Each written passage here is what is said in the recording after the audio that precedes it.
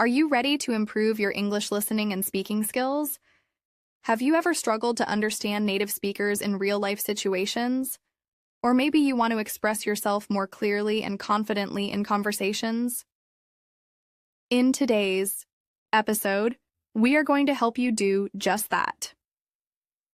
Welcome to the English Pod community. If you're new here, we upload daily episodes to help you improve your English naturally. In this episode, you will hear real-life stories with useful vocabulary and expressions. Listening to these stories will help you understand English in everyday situations, and by repeating the phrases, you will improve your speaking skills too. Let's start with a simple question. Have you ever had a moment when you misunderstood someone in English? Imagine ordering food at a restaurant, but the waiter doesn't understand what you're saying. Or talking to a coworker, but missing an important detail in the conversation. These situations can be frustrating, right? Let me tell you a personal story. A few years ago, my friend Daniel traveled to New York for the first time. He was excited, but nervous about speaking English. On his first day, he walked into a small cafe to order breakfast. He wanted a croissant and a coffee, so he confidently said, "Can I have a croissant and a coffee, please?" But the cashier looked confused and asked, "Sorry, what was that?" Daniel repeated himself, but the cashier still didn't understand. He started feeling nervous. Then another customer stepped in and said, "He means a croissant." Suddenly, the cashier understood. This moment taught Daniel an important lesson. Sometimes pronunciation makes a big difference in understanding. He realized that even though he knew the words, hearing them in real conversations was different from learning them in a textbook. This is why listening is so important. The more you listen to real English, the more natural it becomes. And when you hear common phrases often, you will feel more confident using them yourself. Now let's talk about another real-life situation. My cousin Emma moved to Canada for work. She spoke English well, but when she arrived, she had trouble following conversations. People spoke quickly, used slang, and sometimes even interrupted each other. One day, she had an important meeting, and her manager asked, "Can you touch base with Mike about the new project?" Emma was confused. What did touch base mean? She thought, should I physically touch something? Later, she found out that touch base means to check in or to discuss something briefly. This small phrase made a big difference in her understanding. After that, she started paying attention to idioms and expressions in conversations. So, here's a tip for you. When you hear a new phrase, don't just memorize the meaning. Listen to how it's used in real conversations. Try repeating it aloud and using it in your own sentences. The more you practice, the more natural it will feel. Now let's think about your own experience. Have you ever been in a situation where you didn't understand something in English? Maybe you misheard a word, or maybe you weren't familiar with an expression. What did you do? How did you handle it? Imagine you are at a hotel, and the receptionist says, "Would you like a wake-up call?" If you're not familiar with this phrase, you might think they are asking if you need to wake up in life. But actually, a wake-up call means that the hotel will call your room in the morning to wake you up. These small but important moments happen all the time in real life. That's why listening to real conversations is the best way to improve your English. Let's do a quick practice exercise. I will say a short sentence, and I want you to repeat it after me. Ready? I'd like to order a coffee, please. Now, you try. Great. Now, let's try another one. Could you repeat that, please? These are simple, polite phrases that you can use in everyday situations. The more you listen and repeat, the more confident you will feel. Now, let's continue with another real-life story. A few years ago, my friend David moved to London for a new job. He was excited because it was his dream to work in an international company. He had studied English for years, but he had mostly learned from books and grammar exercises. He thought he was prepared. But when he arrived in London, he faced an unexpected challenge. Real-life conversations were much harder to understand than he expected. On his first day at work, his manager, Sarah, introduced him to the team. Everyone was friendly, but they spoke quickly, and they used a lot of expressions that he had never seen in textbooks. At lunchtime, one of his coworkers, Jake, said, "Hey, David, let's grab a bite." David was confused. He thought, "Grab what? What does that mean?" He hesitated for a moment, then smiled and said, Okay. He followed Jake to a nearby cafe, still unsure about what was happening. When they arrived, he finally understood. Grab a bite just means go and get something to eat. It was such a simple phrase, but because he had never heard it before in a real conversation, it completely confused him. That day, he realized that even though he knew a lot of English, he needed more practice listening to how people actually speak. David decided to make a plan. Every day, he started listening to English podcasts while walking to work. At lunchtime, instead of sitting alone, he made an effort to join conversations with his coworkers. At first, it was difficult. He didn't always understand everything, and sometimes he felt nervous. But instead of staying quiet, he started asking questions like, "Sorry, what does that mean?" Or, "Can you say that again?" His coworkers were happy to explain, and little by little, he got better at understanding them. One day he was in a meeting and his manager said, "All right, let's wrap things up." This time, instead of feeling lost, he knew exactly what why. It meant, "Let's finish the meeting." He smiled to himself because just a few weeks earlier he wouldn't have understood that phrase. This is an important lesson for anyone learning English. Sometimes the words themselves are not difficult, but the way people say them in real conversations can be different from what you see in textbooks. That's why listening practice is so important. The more you listen to natural English, the more comfortable you will feel when speaking. Now, let's talk about another real-life situation. Imagine you are traveling to an English-speaking country for the first time. You arrive at the airport and you need to go through immigration. The officer asks, "What's the purpose of your visit?" If you are not familiar with this phrase, you might feel nervous. What do they mean by purpose? Are they asking about my job? My reason for traveling? What should I say? But if you have practiced listening to common travel conversations, you will know that the correct answer is something simple like, "I'm here for tourism," or "I'm visiting family." A few months ago, my cousin Sophia traveled to Australia. She was confident in her English, but when she arrived at the airport, she got nervous. The immigration officer asked, "Do you have anything to declare?" She froze for a moment. The word declare sounded serious, like something legal or official. She thought, "Did I bring something illegal? Am I in trouble?" She took a deep breath and asked, "I'm sorry, could you repeat that?" The officer calmly said, "Are you carrying any food, alcohol, or large amounts of money?" Now she understood. Declare just means to report something. She smiled and said, "No, I don't have anything to declare." The officer nodded and let her pass.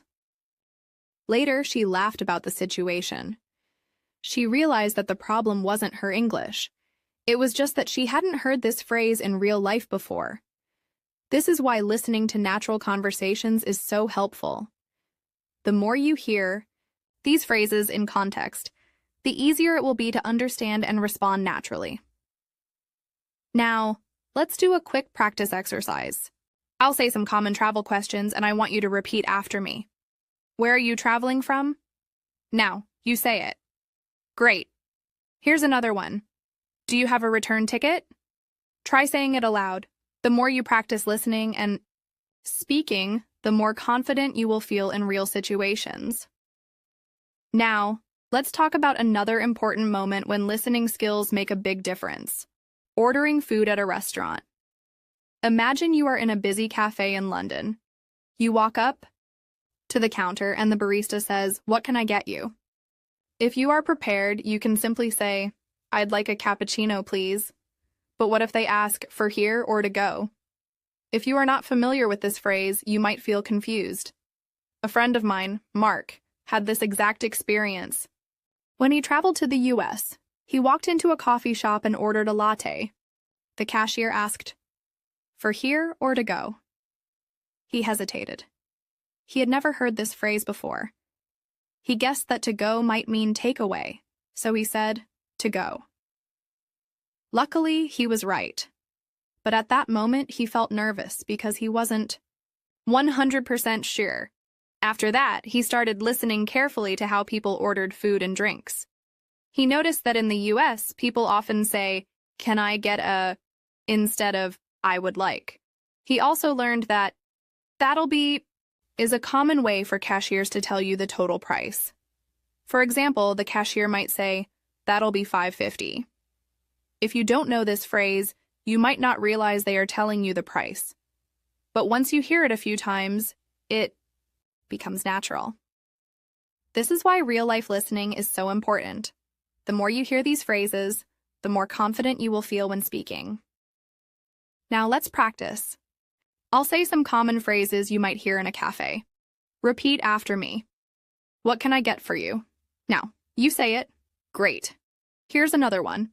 "That'll be $5.50. Try saying it aloud. When you listen and repeat, your brain gets used to the sounds of English, and speaking becomes easier. Now let's continue with another real-life example. Let's continue with another important area where listening and speaking skills make a big difference: making small talk. Small talk is the kind of casual conversation you have with people in everyday situations, like when you meet someone new or when you're waiting for a bus. It's a skill that can feel difficult at first, but once you practice it, it can become one of the most valuable ways to improve your fluency in English. A few months ago, my friend Maria, who is from Spain, moved to an English-speaking city for work. She had studied English for many years, but she was nervous about speaking with strangers, especially when it came to making small talk. She thought that small talk wasn't as important as knowing grammar and vocabulary, but she quickly realized that it was a huge part of everyday life. Her first week at work was a bit stressful. At lunch, her colleague John invited her to join him and a few others in the break room. Maria was unsure what to say. She didn't know these people very well, and she was afraid that she might say the wrong thing. When they sat down to eat, John asked, "So, how was your weekend?" Maria froze for a second. In Spain, people often talk about what they did over the weekend, but she didn't know if she should share something personal or keep it simple. She finally decided to say, "It was good. I went to the park with my family." That was a safe answer, right? But then John smiled and said, "That sounds nice. What did you do at the park?" Maria realized that this was just like asking someone about their hobbies or interests. It wasn't a deep conversation. It was just a way to connect. Over the next few days, she became more comfortable with small talk. She started asking her coworkers questions like, "Do you like the weather here?" Or, "What do you like to do in your free time?" And she was surprised at how easy it became. Through these simple conversations, Maria realized something very important. Small talk isn't just about talking. It's about connecting with people. The more you practice, the more natural it becomes. And when you listen carefully, you learn useful phrases and expressions that help you speak more naturally. For example, when John asked about Maria's weekend, he didn't say, "What did you do over the weekend?" Instead, he said, "How was your weekend?" This is a very common way to ask about someone's weekend or time off. When you hear these expressions in real conversations, they stick with you, and soon you'll be able to use them yourself. Here's another tip when it comes to small talk. Often people don't expect long answers. It's more about giving a simple response and asking the other person about their experience. When you're practicing, remember to listen for these small cues. For instance, someone might say, "The weekend was great, but I wish it was longer. This shows that they're offering a bit of information, but they're also leaving space for you to share your experience too. Maria started using this technique, and she found that it helped her speak more confidently. Instead of worrying about saying something perfect, she focused on the flow of the conversation and learning new phrases. One of the phrases that Maria picked up during her first few weeks was, "What about you?" When someone asks her how her weekend was, she learned that it's perfectly natural to respond with, "It was good, thanks. What about you?" These small, everyday conversations will help you improve your listening and speaking skills, and you'll start to feel more confident in social situations. This is something that can't be learned from a textbook alone. It's about engaging with people, paying attention to how they speak, and practicing how you respond. Now, let's shift gears and talk about something else that can challenge English learners: understanding different accents. When you're learning English, you might find it hard to understand different accents or regional variations, whether it's British, American, Australian, or even different accents within the same country. Understanding accents is an important part of mastering English. Let's take a step back for a moment.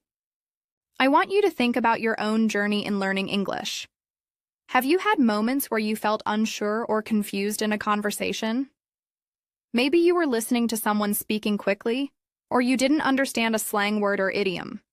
It happens to all of us, and it's part of the process of learning a new language. The key is not to give up.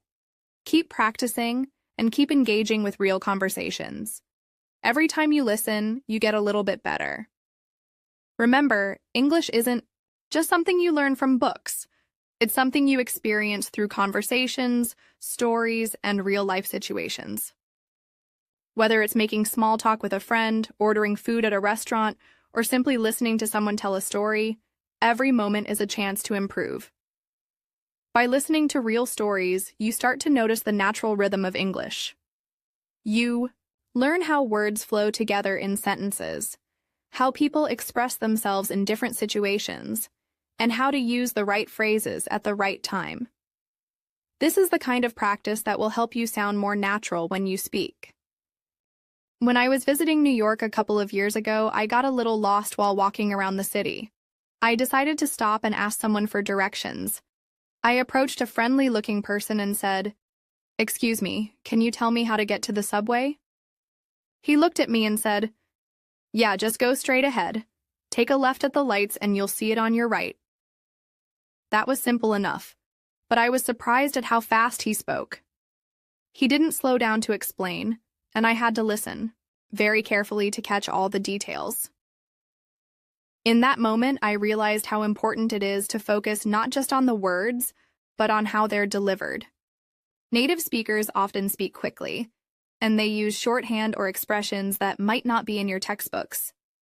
For instance, when the man said, "Take a left at the lights," he was using a common phrase to mean turn left at the traffic lights. It was casual and quick, but once I understood the phrase, I realized how useful it would be to remember for future conversations. To improve your skills in asking for directions, start by learning common phrases and expressions. You'll often hear people say things like go straight, turn left, it's around the corner, and it's just a few blocks away. These are all useful phrases that you'll encounter frequently. When you're practicing, listen to how native speakers use these phrases in everyday situations. By listening to podcasts, YouTube videos, or watching movies, you'll be able to hear these expressions in different contexts. After practicing asking for directions in English, try to imagine yourself in the situation. Maybe you're lost in a new city and you need to ask for help. Practicing these types of conversations in your mind, or even aloud, will help you prepare for when you're actually in the situation. Let's move on to another practical area. That will help you with your listening and speaking, handling problems and complaints in English. This is another important part of everyday life. Whether it's at a store, in a hotel, or during an interaction with customer service, knowing how to express your problems clearly is essential. I had an experience a few months ago when I was staying in a hotel during a business trip. I checked into my room, but when I tried to use the Wi-Fi, it wasn't working. I called the front desk and said, "Excuse me, the Wi-Fi isn't working in my room. Could you help me?" The receptionist on the phone replied, "I'm sorry to hear that. Let me check and see what I can do." After a few minutes, she called me back and explained that the Wi-Fi was down in the building, but they would be fixing it soon. She was polite and apologized, which made me feel better. In this situation, I learned a few things that I want to share with you. First, when you have a problem, it's important to remain calm and explain the issue clearly. You can use phrases like, "I'm having trouble with," or "there's a problem with," to describe the situation. Second, if someone else is trying to solve the problem for you, you should listen carefully to their response.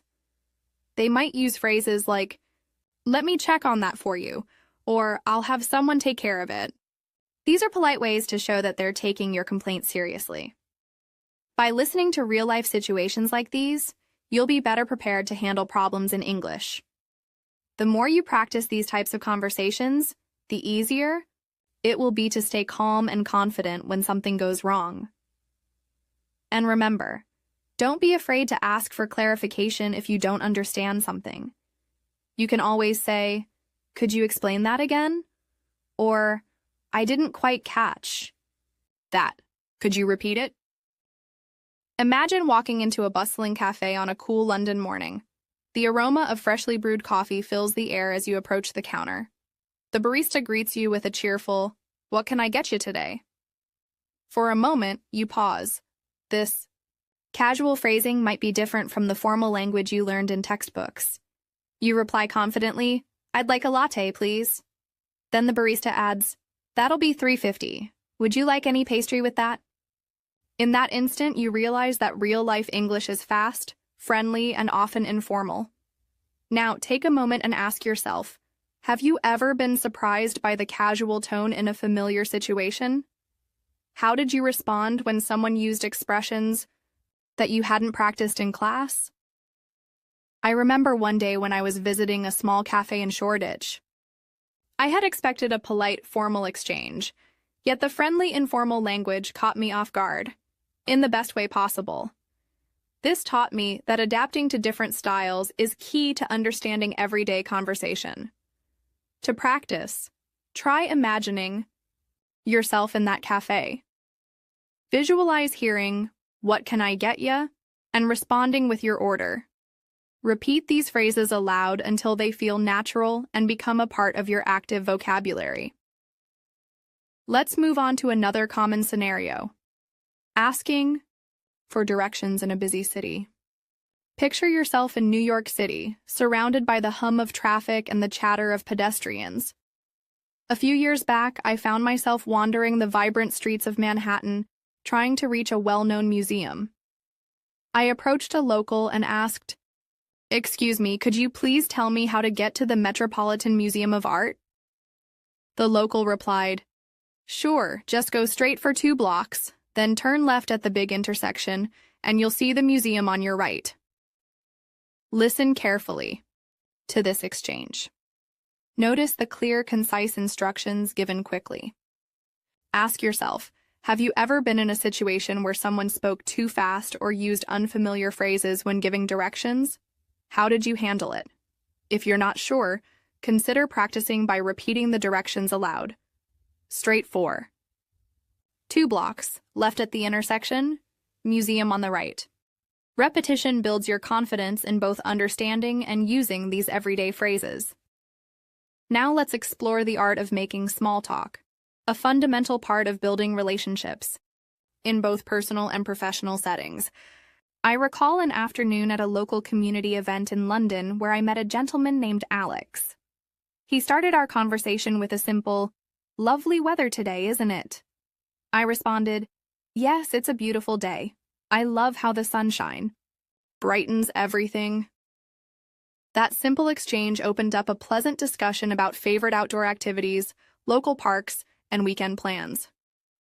Think about your own experiences. What topics do you naturally bring up when meeting someone new? Practice small talk by asking questions like, "How are you today?" Or "What have you been up to lately?" The more you practice, the easier it becomes to keep a conversation flowing. Now, let's add another layer by considering professional settings. Imagine you're in a virtual meeting with colleagues from around the world. Your manager might say, "Let's circle back to that point later." At first, you might wonder what circle back means.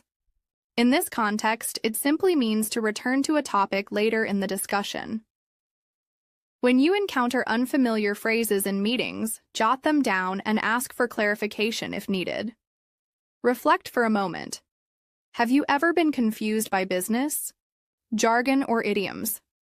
Practice by repeating phrases like "circle back" until they become second nature. Next, consider the challenges of phone conversations. Unlike face-to-face talks, you rely solely on audio cues.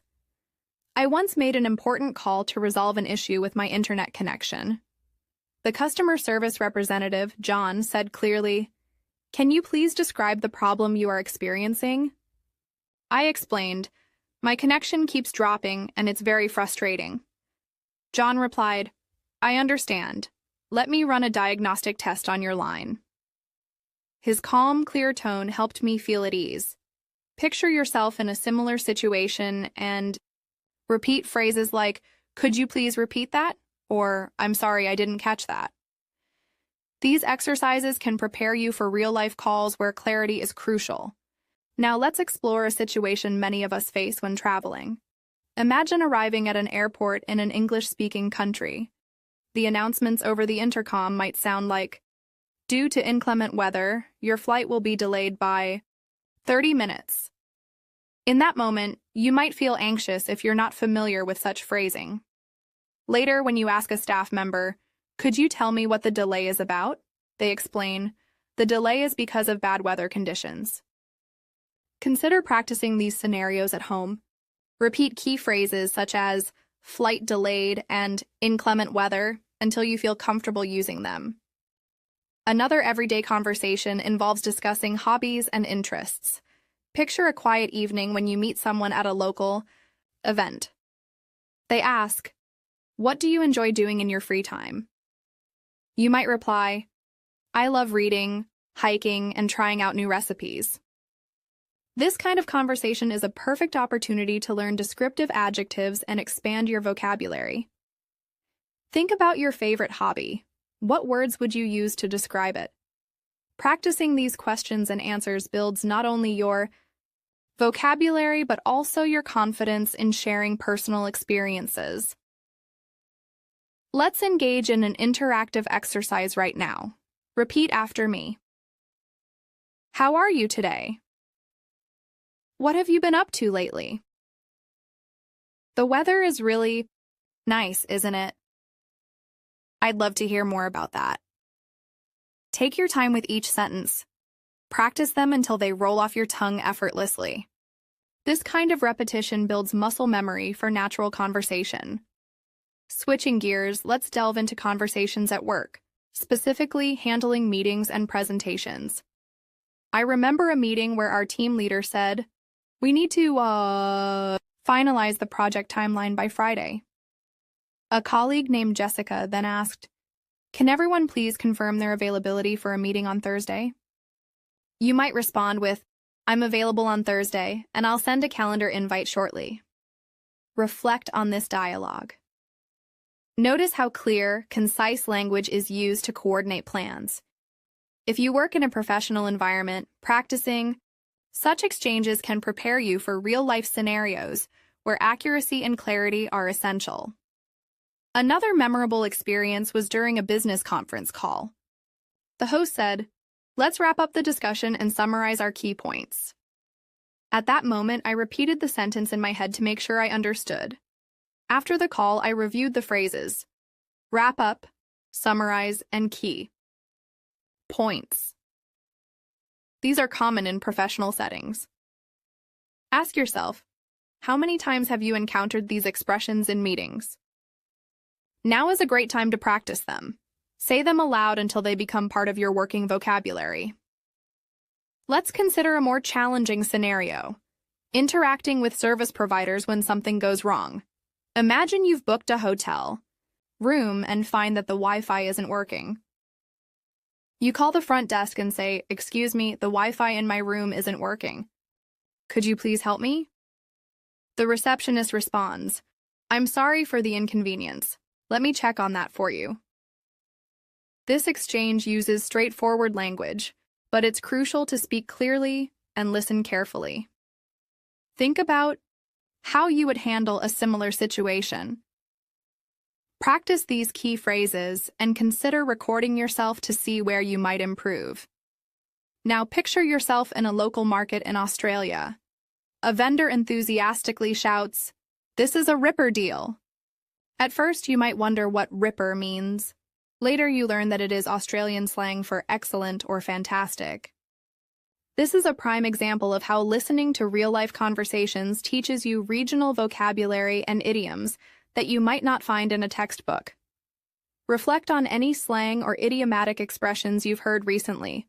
Write them down and try using them in your own sentences. Over time, these expressions will become a natural part of your speech. Another engaging scenario involves social gatherings with family and friends. Imagine sitting around a dinner table where everyone is sharing stories about their day. One relative asks, "What was the best part of your day?" You respond, "I had a wonderful conversation with a new friend at the cafe." This warm, informal exchange is common in family settings. Think about the simple yet powerful words you use during these conversations. Words like wonderful, enjoyable, and delightful. Practicing these expressions in a relaxed setting builds your confidence and reinforces your natural speaking style. Now let's talk about the role of digital communication in modern English practice. Email, instant messaging, and video calls have become part of our daily lives. For example, when writing an email for work, you might start with, "Dear Mr. Smith, I hope this email finds you well," and close with, "Sincerely, Natasha."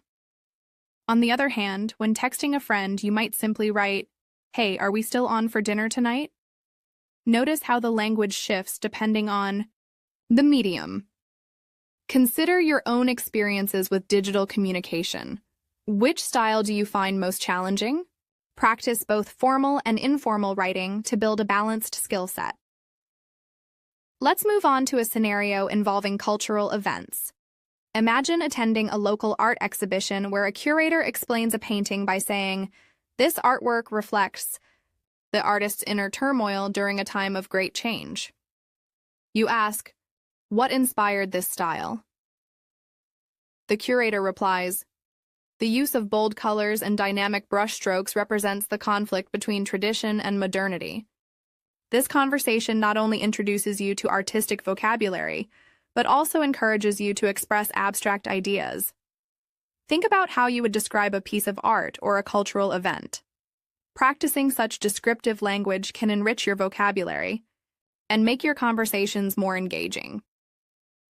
Another practical scenario is participating in academic discussions. Picture yourself in a university lecture where the professor states, "Today, we will explore the impact of global warming on urban development." After the lecture, you ask, "Could you please elaborate on the strategies cities are using to combat climate change?" This type of dialogue requires both active listening and thoughtful questioning.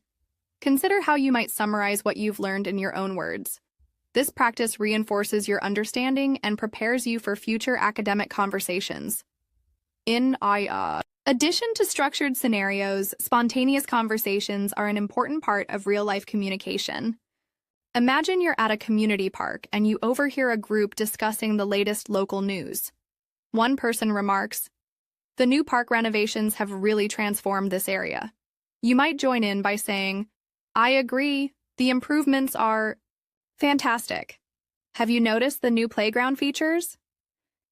These unscripted interactions offer a chance to practice impromptu speaking and active listening. Ask yourself, when was the last time you joined a spontaneous conversation? What strategies can you use to smoothly enter such discussions? Now, let's explore a scenario that many of us face online: participating in discussion forums and chat rooms. In these digital spaces, language is often informal, filled with abbreviations and emoticons. You might see a post like, "Has anyone tried the new cafe downtown? It's lit." Even if the language is casual, it still provides insights into current slang and conversational style. Spend some time browsing online groups or forums in English. Observe the way people interact and try to incorporate some of these expressions into your own spoken or written communication. Consider also the challenge of handling disagreements or misunderstandings in conversation. Even with clear language, miscommunications can occur. I recall a conversation with a friend where our opinions on a current event differed. Instead of letting the discussion become tense, we said, "I see your point, but I have a different perspective. Can we clarify our thoughts further?" Using phrases like these helps keep the conversation respectful and constructive. Reflect on any disagreements you've experienced. What language could have helped smooth the situation? Practice using such phrases in role-playing exercises with a friend, or recording yourself until they feel. Let's now shift to another rich source of language practice: storytelling. Telling your own story not only improves your speaking skills, but also makes your conversation more engaging. Imagine recounting a memorable day when everything went unexpectedly. Start with, "One day I found myself lost in a busy city, and that experience taught me the value of patience and resourcefulness." As you narrate, include vivid details. Describe the sounds, the sights, and even your emotions. Storytelling helps you organize your thoughts and express yourself in a structured manner. Think about a recent experience and try to narrate it in English. This exercise will boost both your vocabulary and your confidence in speaking. Interactive exercises are an essential part of this journey. I invite you now to repeat the following sentences with me, paying close attention to the natural rhythm and emphasis. I appreciate your help. Could you please repeat that? I'm sorry I didn't catch that. That sounds interesting. I would love to join you. Repeat each sentence several times until it feels comfortable and natural. These exercises are designed to build your muscle memory for common conversational phrases. Now imagine yourself at a live music concert. The announcer's voice, full of energy, fills the venue as they say, "Ladies and gentlemen, get ready for an unforgettable performance by tonight's headliner." Such vibrant expressions and high-energy announcements require you to match the speaker's enthusiasm. Visualize yourself in that setting. What would you say if you wanted to compliment the performance? Perhaps, "The energy on stage is electrifying." Practicing such dynamic language can help you adjust your tone and pace to suit different emotional contexts. Next, picture yourself in a quiet bookstore. You approach a clerk and ask, "Could you recommend a good mystery novel?" The clerk smiles and replies, "Certainly, this bestseller has a captivating plot and intriguing characters." This simple interaction introduces descriptive adjectives and polite inquiries that are common in everyday conversations.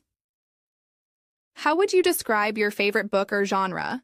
Spend a few moments thinking about this and practice forming sentences that describe your interests in detail. Let's turn our attention now to public services.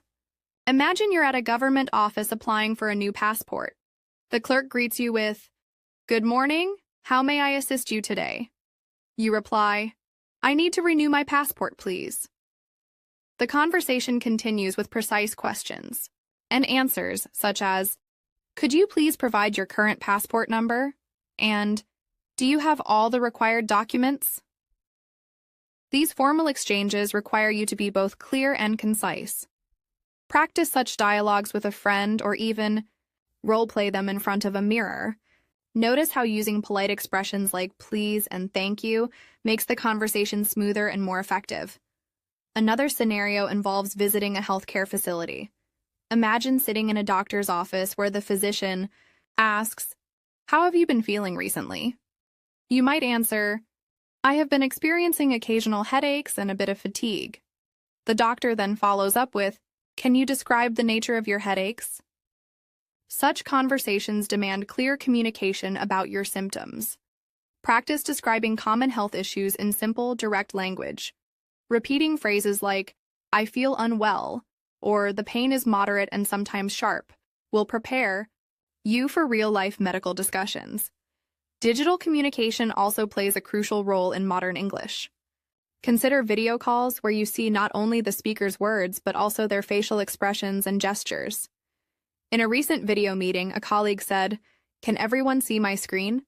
and quickly followed up with, "Please let me know if you have any questions."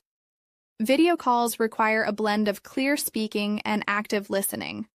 Practice these interactions by joining online webinars or virtual meetups. The more you expose yourself to different digital communication styles, the more natural they will become. Now let's explore how discussing current events can enrich your language skills. Imagine listening to a news report that states, "Local communities are coming together to address recent flooding." Such statements are filled with formal language and important vocabulary. After listening, try summarizing the news in your own words. The report discussed how neighborhoods are uniting to deal with severe floods. This exercise helps you process information, retain new vocabulary, and practice summarizing, a key skill in both listening and speaking. Another engaging scenario is participating in group discussions or debates. Picture yourself at a community forum where the topic is the impact of social media on daily life. A participant might begin, "I believe social media has revolutionized the way we communicate, but it also presents challenges such as privacy concerns." You might respond with, "I agree that social media has its benefits, but I'm curious about its effects on face-to-face interactions." Engaging in debates not only exposes you to different viewpoints, but also teaches you how to articulate your opinions clearly. Reflect on any group discussion you've been part of. What phrases did you use to express agreement or to politely disagree?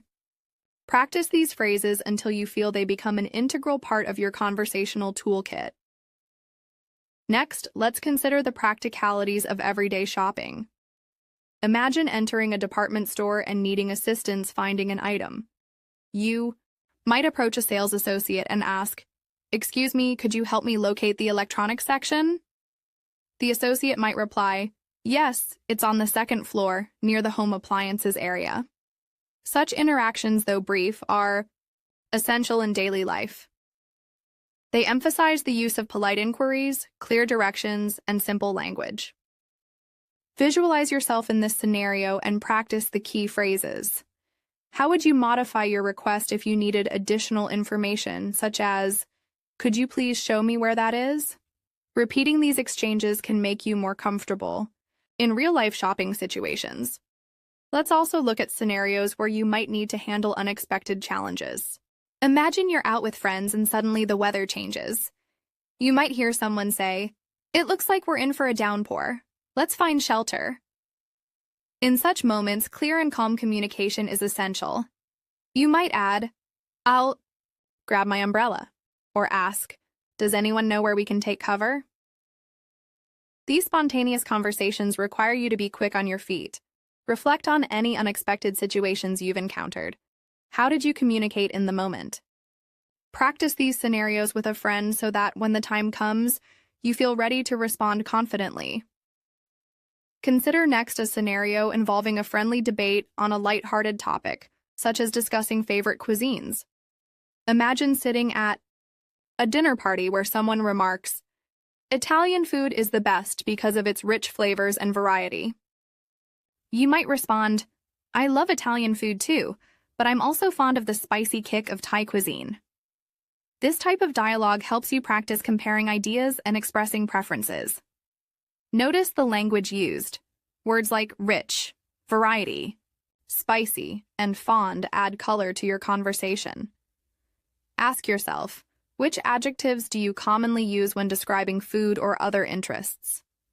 Practice crafting sentences that incorporate these descriptive words to enhance your communication.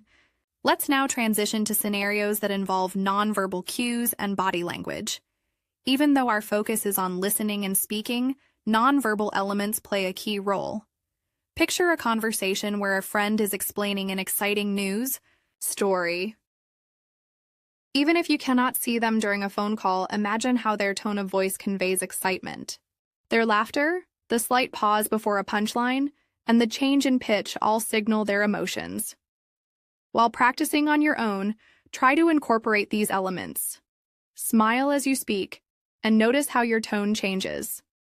Even without a visual cue, these subtleties make your speech more engaging and natural. We have now reached a point where each scenario builds upon the previous one, enriching your understanding of real-life English. As you continue your practice, remember that every conversation is a stepping stone on your journey toward fluency. The everyday interactions we've discussed, from ordering food and asking for directions to engaging in professional meetings, participating in cultural events, and even handling unexpected situations, each offer valuable opportunities to practice and improve your listening and speaking skills. Imagine your future self confidently navigating any situation, whether you're conversing with a stranger in a cafe or leading a meeting at work. Visualize the progress you will make by immersing yourself in these varied scenarios, practicing key phrases, and learning from every interaction. The more you expose yourself to natural, authentic English, the more intuitive your responses will become. Let's now explore even more nuanced interactions and advanced conversational techniques. Picture a lively dinner party hosted by a close friend. The host welcomes everyone by saying, "I'm thrilled that you all could join me tonight. Let's raise a toast to friendship and new beginnings." Conversations buzz around the table. Guests share stories about their day, debate current events, and reminisce about old times. In one corner, someone remarks, "This meal is absolutely delicious. A real feast for the senses." In another, a discussion unfolds about travel experiences and future plans. Notice the shift in language, from casual greetings to more expressive, detailed narratives. How would you describe such an experience in your own words? Practice forming sentences that capture not only the facts but also the emotions of the moment. Now, consider another setting, a professional workshop where participants share innovative ideas. The facilitator starts with, "We are here to collaborate on creative solutions." One participant explains, "My idea is to develop an app that connects community members with local events." Following the presentation, the facilitator asks, "Can anyone offer feedback or suggest improvements?" This exchange encourages you to practice offering constructive criticism and expressing your opinions politely. Think about a project or idea you're passionate about. How would you explain it in a way that is both clear and engaging? Role-play this conversation, focusing on clarity, organization, and the natural flow of ideas. We can also delve into the art of negotiating, an essential skill in both personal and professional life. Imagine you're at a market and wish to negotiate the price of a souvenir. The vendor says, "This item is priced at $20. You might reply, "Could you do $15? The vendor might counter, "How about $18? Engaging in such negotiations teaches you to use polite language while expressing your needs. Practice using phrases like, "Would you consider?" or "Is there any possibility of a discount?" Such exercises not only build your vocabulary, but also prepare you for real-life bargaining situations. Next, envision a scenario in which you participate in a creative brainstorming session with colleagues. The atmosphere is dynamic, and ideas flow freely. A colleague suggests, "What if we try a new marketing strategy focused on social media influencers?" You add, "That's an interesting idea. Could you elaborate on how we might implement it?" The discussion evolves with each participant building on the previous idea. In these situations, it is vital to listen actively, ask clarifying questions, and summarize key points. Reflect on how you might contribute to such discussions. What phrases would you use to express agreement, request further details, or offer a new perspective? Practice these conversational tools until they become second nature.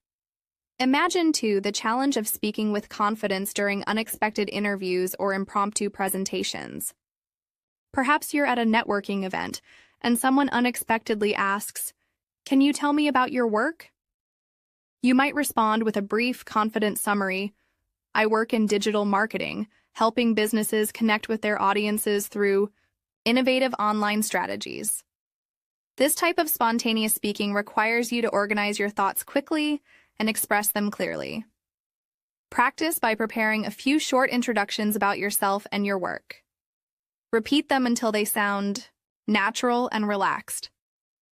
We've covered scenarios from formal meetings and technical support calls to casual dinners and lively debates. Each example emphasizes the importance of active listening, thoughtful questioning, and clear expression. As you move forward, incorporate these techniques into your daily interactions. Whether you're speaking one-on-one or in a group, every conversation is an opportunity to refine your skills. Now, consider integrating multimedia into your practice. Audiobooks, radio shows, and podcasts offer a wealth of authentic language exposure. I remember listening to a popular British audiobook narrated by an actor with clear, crisp pronunciation. I paused frequently to repeat sentences and mimic the intonation. Such shadowing exercises can dramatically improve your accent, rhythm, and overall fluency. Choose a short audio clip from a source you enjoy and practice shadowing it. Notice the subtle inflections and the natural pauses the speaker uses. Over time, you will find that your ability to understand and replicate these patterns will enhance your overall speaking proficiency. In addition to shadowing, consider engaging with language learning apps that offer pronunciation and listening exercises. Many apps feature interactive lessons where you can record your voice, receive feedback, and compare your pronunciation with native speakers. This kind of immediate feedback is invaluable for improvement. Ask yourself, which app or resource has helped you the most so far? If you haven't tried one yet, explore a few and see which fits your learning style best. We have now covered numerous scenarios, from everyday errands and social gatherings to professional environments and cultural events. Each situation is designed to immerse you in real-life English and build your confidence in listening and speaking. As you practice these exercises, remember that improvement comes gradually. Celebrate each small success and view mistakes as opportunities for learning rather than setbacks. Now, let's move on to exploring even more nuanced interactions and advanced techniques that build on everything we've discussed so far. Imagine engaging in a lively debate about current events with a diverse group of friends. One person might say, "Social media has revolutionized communication, but it has also created challenges in maintaining genuine relationships." You could respond with, "I see your point, and I wonder how we can balance technological advancements with personal connection. What do you think are some practical solutions?" This exchange requires you to listen carefully, process multiple viewpoints, and articulate your thoughts clearly. Practice summarizing what others say and then building on that with your own insights. This active engagement is a powerful way to improve both your listening and speaking skills. Think about how you can apply these techniques in your daily routine. Perhaps you can start a conversation journal where you write down interesting phrases, idioms, or new vocabulary you hear during the day. Reflect on conversations you had. What worked well and what could you improve next time? This reflective practice turns everyday interactions into valuable learning experiences. Consider also exploring role-playing exercises with a language partner, or even by yourself in front of a mirror. Imagine various scenarios: a job interview, a customer complaint, a casual chat with a neighbor, and act them out. This role-playing not only reinforces the vocabulary and expressions you've learned, but also helps you develop a natural, confident speaking style. Challenge yourself by switching roles. One moment you're the speaker, the next you're the listener. How does your language change in each role? This exercise will help you become more adaptable and aware of the nuances of conversation. Furthermore, delve into discussions about abstract topics such as dreams, ambitions, or even philosophical questions. For instance, you might say, "What do you believe is the most important quality for success?" Such open-ended questions invite detailed responses and require you to think critically in English. They also provide a platform for you to express your opinions and learn new vocabulary and context.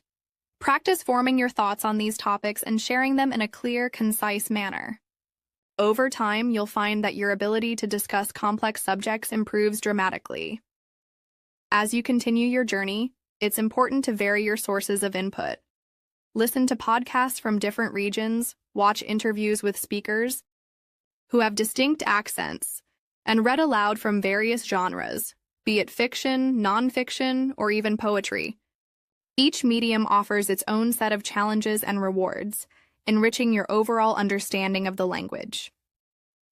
Ask yourself, which source of English do you enjoy the most, and how can you incorporate it into your daily practice? Balancing different types of content will ensure you're prepared for any situation, whether formal or informal. Imagine a scenario where you attend a live workshop at a community center. The facilitator welcomes everyone. "Good morning, everyone. I'm excited to dive into today's creative session." As the workshop progresses, you participate in group activities, share your ideas, and listen to others with genuine interest. You might say, "I found that exercise very inspiring. It really opened my mind to new possibilities." Reflect on how these structured yet creative environments force you to adapt your language in real time, using both prepared phrases and spontaneous responses. How can you seek out more of these opportunities? Another engaging context is interacting with people in informal digital spaces. Consider joining an online chat room or a discussion board dedicated to topics that interest you. Whether it's a forum about travel, cooking, or technology, these platforms allow you to see natural written English in action. They also offer a less intimidating environment to practice your language skills, read through discussions, note down interesting phrases, and even contribute your own thoughts. Ask yourself, what have you learned from online conversations that you might not encounter in formal settings? Embrace the diversity of language and use it as a tool to enhance your spoken English later. We have now journeyed through numerous scenarios and exercises designed to immerse you in real-life English. Each experience, from ordering coffee and negotiating prices to debating current events and storytelling, builds your ability to understand and respond naturally. Remember, every conversation you engage in is an opportunity to learn, and every mistake is a stepping stone to improvement. Keep challenging yourself, keep practicing, and most importantly, keep enjoying the process of learning. So, imagine you're stepping into the world of English conversation. You might be feeling a little nervous or unsure of how to express yourself in a new language, but that's perfectly normal. Every time you try, you're improving your skills and getting better at understanding how English works. When it comes to speaking English confidently, it's not about being perfect. It's about being clear and feeling comfortable while you're communicating. Let's go ahead and look at how you can start by practicing small, everyday phrases that will help you build up your confidence. These are things that you can use in almost any situation, whether you're at the store, meeting a new person, or just talking with friends. For example, when you're introducing yourself to someone, you can say, "Hi, my name is your name. Nice to meet you." This simple sentence might seem easy, but it's a great way to start practicing your pronunciation, tone, and timing. Another great sentence to know is, "How are you today?" It's a friendly, welcoming way to start a conversation. When people ask you how you're doing, just respond with something simple like, "I'm doing well, thank you," or "I'm good. How about you?" This is an easy way to keep the conversation going and show that you're ready to talk. Next, let's talk about how to express your thoughts clearly. You don't have to use long or complicated sentences to be understood. In fact, sometimes simple sentences are the most effective. For example, if someone asks you what you did today, you could say, "I went to the park," or "I worked on a project." Keeping things clear and to the point helps your listener understand you better and also makes you feel more comfortable as you speak. One of the challenges when learning a language is understanding how to react in different situations. Sometimes it can be tricky to know what to say next in a conversation, especially if the topic changes quickly. The key here is to listen closely to what the other person is saying. If they ask you a question, try to respond in a way that shows you're interested. You can say things like, "That sounds interesting," or "I never thought of it that way." These simple phrases show that you're actively listening, and they help you build a stronger connection with the other person. If you're not sure how to respond, don't worry.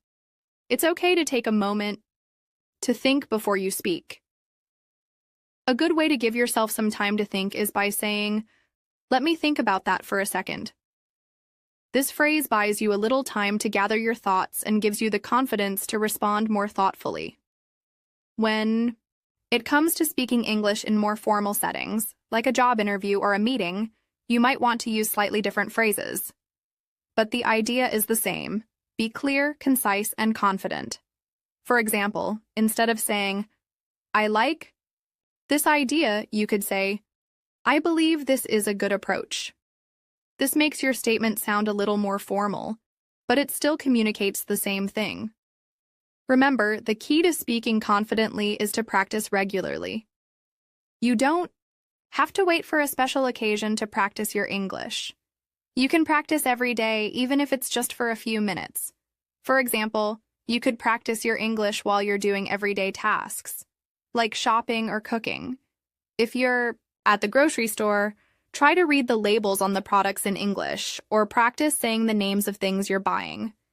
You can also practice English with your friends or family by talking to them about your day, or asking them about their plans. One of the best ways to practice speaking English is by using apps or language exchange programs. These can help you practice with other learners or even native speakers. If you're not sure where to start, you can look for online communities, where people help each other practice speaking English. There are lots of people. Another great tip is to listen to English podcasts, watch TV shows, or read books in English. When you listen to English being spoken, you'll start to hear common phrases and expressions that you can use in your own conversations. Try to repeat the phrases you hear and practice saying them aloud.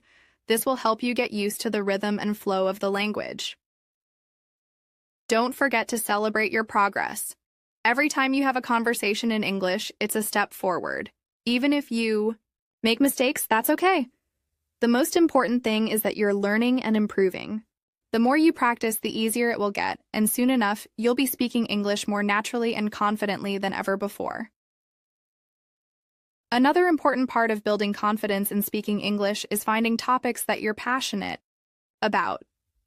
If you're excited about a subject, it will be easier for you to speak about it. For example, if you love sports, you can practice talking about your favorite teams or players in English. If you enjoy cooking, you can practice describing recipes or talking about your favorite dishes. When you talk about things you enjoy, you'll feel more confident and motivated to keep learning. But what if you don't feel like you have much to talk about? That's okay too. You don't always have to have a big story or an interesting topic to share.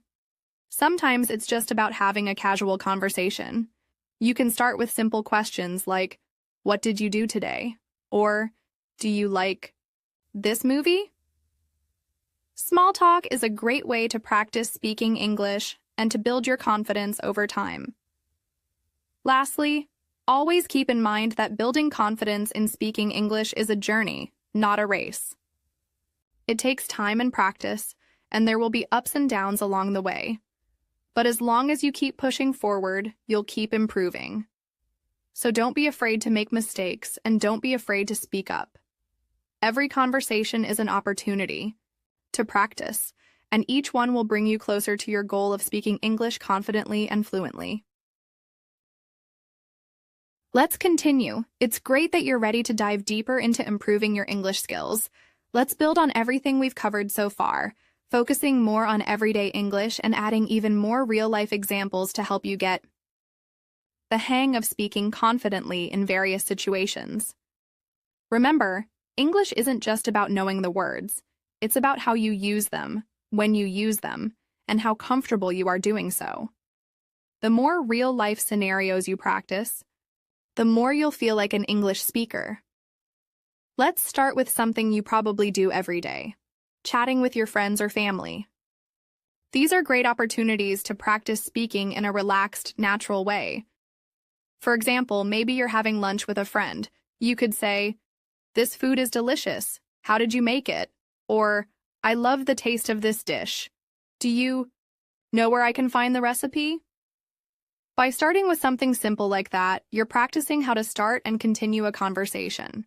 The more you practice asking and answering questions, the more comfortable you'll feel doing it. Now, let's take a look at how you can make small talk in different places. For example, at the grocery store. You might be standing in line and you could say to the person behind you, "It looks like it's going to rain today.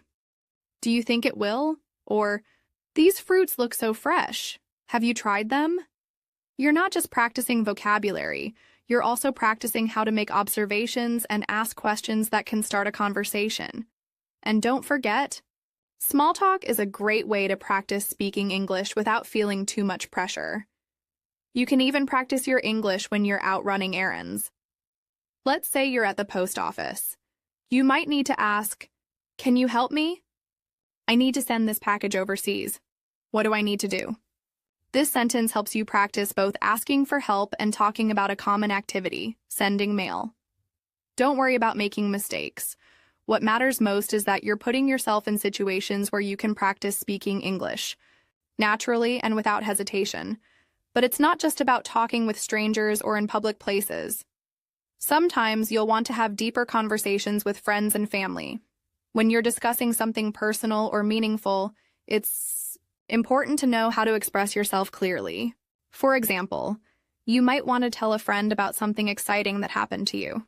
You could say, "I had an amazing weekend. I went to a concert with some friends, and the band was incredible. Have you ever been to a concert like that?" Here, you're not just sharing an experience.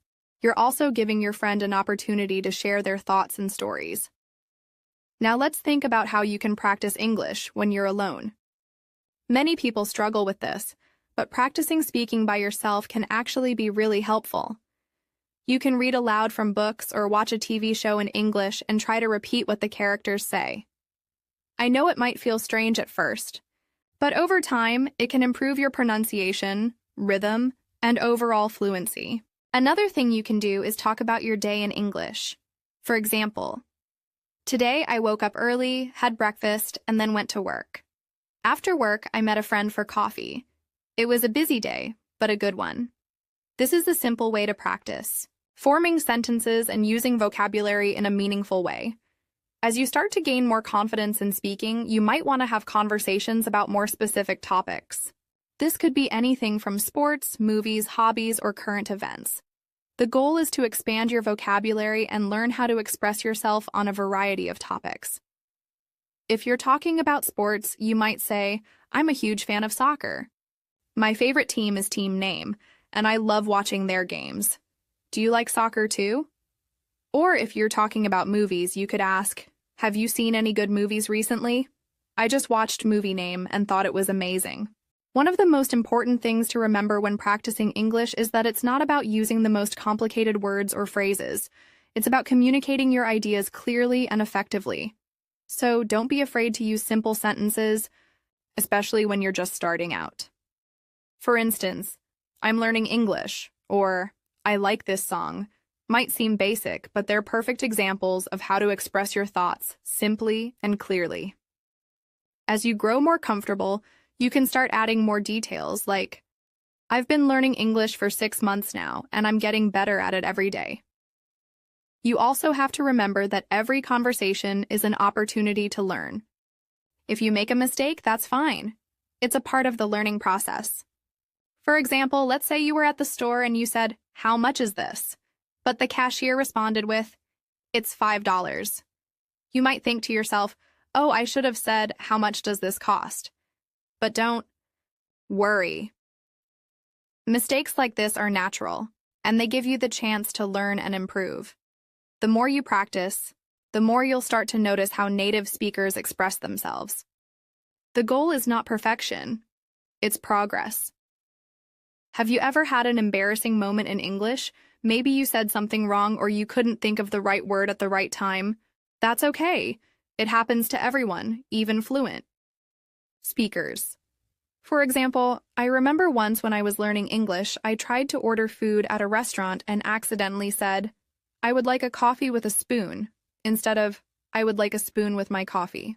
The waiter smiled and corrected me, but it was a funny moment.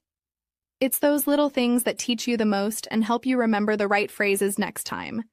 The key is not to let these moments discourage you, but rather to laugh at them and learn from them.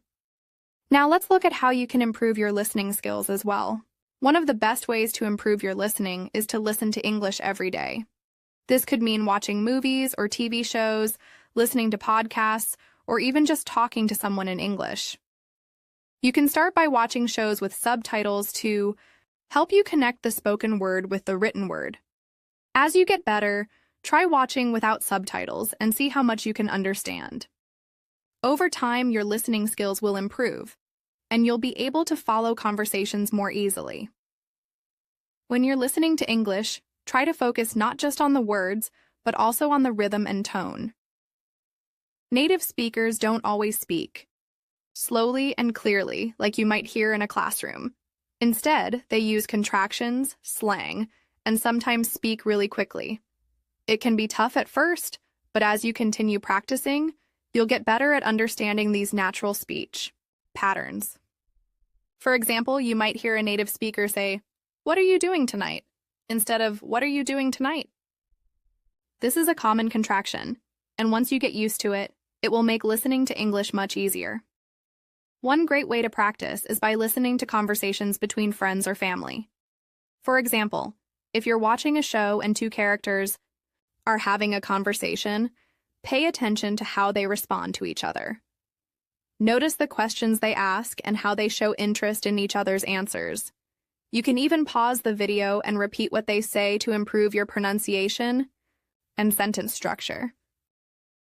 Additionally, listening to podcasts like this one is a fantastic way to practice. In fact, by listening to real-life conversations between people, you'll hear natural pauses, tone changes, and different ways to phrase things. Over time, this will help you become a more confident speaker and listener. So whether it's casual chat or more serious discussions, you'll learn how to adapt to different types of conversations in English. Let's continue and dive deeper into how we can make your English journey even more practical and relatable. Starting with how you can make your listening and speaking even stronger by using real-life situations and personal examples. The key to mastering a language is immersing yourself in it as much as possible, especially by engaging in conversations that feel natural and connected to your everyday life. When you listen to people talk in English, whether it's in movies, podcasts, or real conversations, you start to pick up on things like how they structure their sentences, how they express their feelings, or how they make their points clear. This is something that's hard to learn from a textbook because it's all about the rhythm, the flow, and the natural expression of emotions. Think about it. When you're talking with your friends, you don't necessarily follow a strict grammar rule. Instead, you speak from the heart, and you adapt based on the situation. Let me share a personal example with you. One time I was traveling in a foreign country, and I was trying to order food at a local restaurant. The waiter didn't speak English very well, and I didn't speak the local language, so it was a bit tricky. But we communicated using gestures, pointing to items on the menu and asking questions like, "Is this spicy?" or "Can I have it without sauce?" Even though we didn't speak the same language fluently, the experience taught me how important it is to find creative ways to communicate. In the same way, When you're speaking English, it's not about being perfect. It's about making yourself understood and learning to adapt to the situation. This kind of experience is very useful when it comes to improving your speaking and listening skills. In real-life conversations, you're not going to get the chance to think about every word you say. Instead, you need to practice speaking naturally, even when you make mistakes. It's a great way to build confidence in your English skills. Think about all the little things you say every day, like when you're talking to your friends or coworkers. For example, when you're talking about a recent event, you might say, "I went to a concert last weekend. It was amazing. Have you ever been to one?" This simple sentence helps you practice speaking in the past tense while telling a story that others can relate to. The beauty of using these real-life experiences is that they teach you how to keep the conversation going. It's not enough to just speak in complete sentences. You also need to practice making the conversation flow. Let's take a moment to think about how a conversation would go between two friends who are talking about their day. One might say, "I had such a busy day today," and the other might ask, "What did you do?" This is an excellent way to practice asking questions and continuing the conversation. You're not just focusing on words. You're focusing on the rhythm of the conversation, how one person's response leads to the other person's next sentence. It's a skill that takes time to develop, but it's worth every bit of effort. When you listen to conversations like this, it's important to focus on the little details, like how people stress certain words, how they use pauses, or even how they express feelings. For example, when someone says, "I can't believe it," they may be expressing surprise or disbelief. Understanding the tone and emotion behind the words helps you to better understand what the speaker is trying to convey. So next time you're listening to a conversation, pay close attention to how people speak, not just the words they say. Let me give you another example of how this works.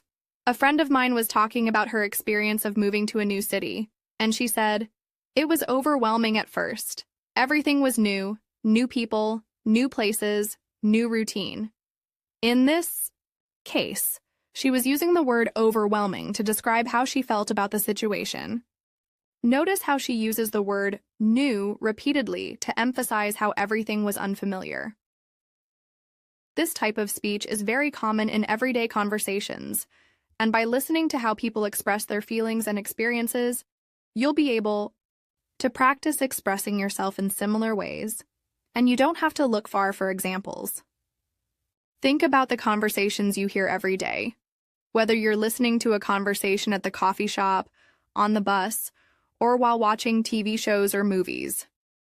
Each of these situations offers a unique opportunity to improve your listening skills.